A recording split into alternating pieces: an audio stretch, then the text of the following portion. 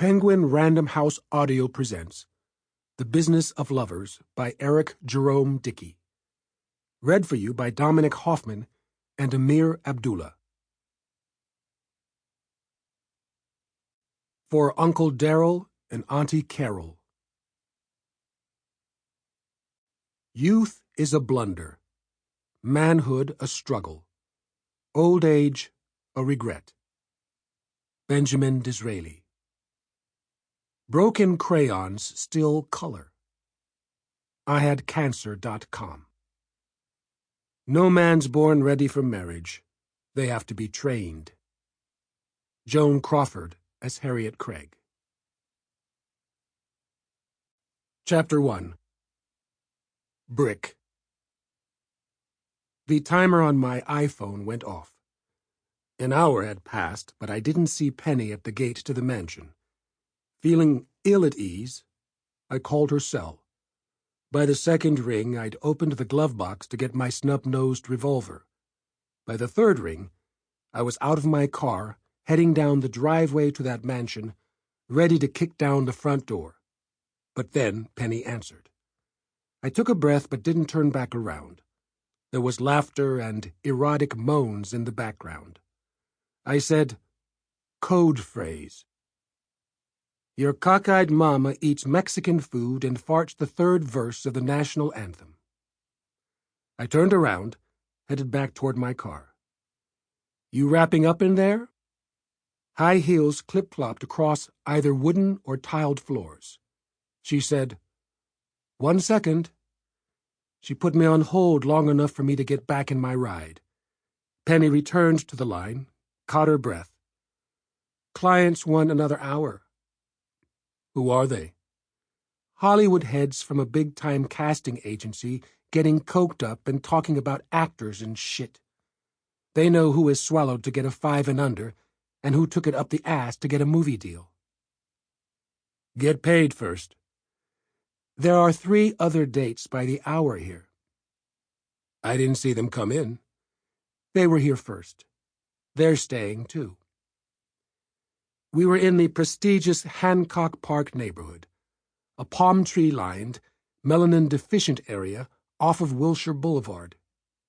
It was a luxurious bubble, the type of place where owners complained about immigration, while a team of immigrants was cleaning their estates, babysitting, and cooking them 5-course meals. I said, "The next hour I wait will be at my overtime rate." "You know I have to pay my car note, rent, and tuition for next semester." "My rent ain't free, and my student loans are not going to pay themselves time and a half or call an Uber." "You are a jerk, Brick." "You know what you are?" "Fuck you." Penny hung up. I put my daddy's snub nose back in the stash spot. Then I kept my eyes out for the local George Zimmerman. My phone buzzed. A text message came in from my ex. Feelings rose. "Hi. I have a missed video call from you. Not sure if it's an error. Hope all is well on your end." I checked my phone. I hadn't accidentally sent her a call. Hadn't called her in 6 months. 56 minutes later, a thick white girl jogged out of the estate, phone at her ear. She was a ginger, rocking UCLA sweats, a very sexy size 12. A Kia pulled up. She eased in and the car zoomed away. The clock hit 57 minutes and I reached for my gun. But Penny appeared near the palm tree-framed gate, a shadow carrying a USC backpack. When I had dropped her off, she'd dressed like she was going to a dinner party at the White House. Now she rocked a gray pullover, skinny jeans, colorful socks, and Doctor Who high tops. I assumed the elegant gear was in her backpack. I turned my timer off just as Penny paused mid-driveway. 2 women caught up with her, a congregation of beauties. Minorities standing around in one of LA's preferred zip codes turned on a white man's bullhorn. I stepped out of the car and waved for Penny to hurry the fuck up. She headed toward the car. The other two girls sashayed right on her heels, dragging along duffel bags. One girl looked Latina and wore a UCLA sweatshirt, black jeans, and ballet flats. She had dark eyebrows. Her hair was Hitchcock blonde. She grinned. "Good evening." Penny said, "Christiana, this is Brick." With a nod, Christiana evaluated me, then yielded a dazzling smile that could lure a man to Jesus or to the gallows. My suit was light gray. The Latina's eyes told me she liked my contemporary style. I liked hers, too. Christiana laughed. "Penny, is this gorgeous man your boyfriend?"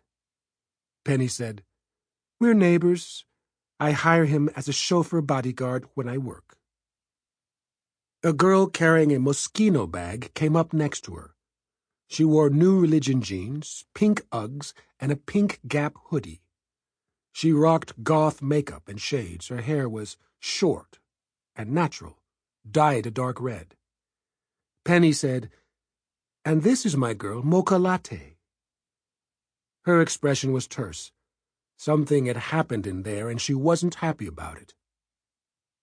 I didn't see any other rides pulling up, so I asked, "What's going on?" Penny turned to me.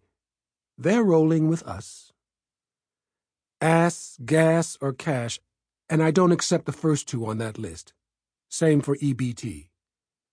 Stop popping off and open the trunk so we can put our stuff in Miss Minnie." My ride was a red, white, blue, UK-branded 2005 Mini Cooper, about 138,000 miles on the odometer. Paid for since 2009. Worth about $4,000. Clean as a whistle. Looked new. I wasn't a fan of UK politics, but riding around like a billboard for Brexit was less trouble than riding around in something Africa-branded. I stuffed the weighty duffel bags inside the trunk and regarded the women. They smelled freshly showered and sweet, like trouble. Mocha Latte and Christiana took the back seat. Mocha Latte couldn't get relaxed, made a face like she was living in agony. Already, I didn't like her. I asked, "What's wrong with her?" Penny replied, "A little proctalgia. Occupational hazard. Every job is a pain in the ass." Chapter 2. Brick. Westbound traffic on Wilshire was horrible, which was par for the course day or night. Penny said, "Hope you don't mind my co-workers coming along. Kinda late to ask since you've already invited the brood of chicks, don't you think?" "Don't call them chicks. That's disgusting." Not tall enough to be a tower of giraffes, pride of lions, a pace of asses, a romp of otters. "Don't insult my friends." I asked, "How'd the band of coyotes get here from where they were before they came here?" "Uber, and stop with the stupid grouping. Convocation of eagles. Charm of finches. Leash of greyhounds. Stop it! I'm going back to pace of asses. I like the sexy way that sounds. Pace of asses. Stop it! Last time. Even when women work in pairs, it's not wise. Bad shit happens. But it's safer. If I keep doing this, I need a work buddy. Need a partner.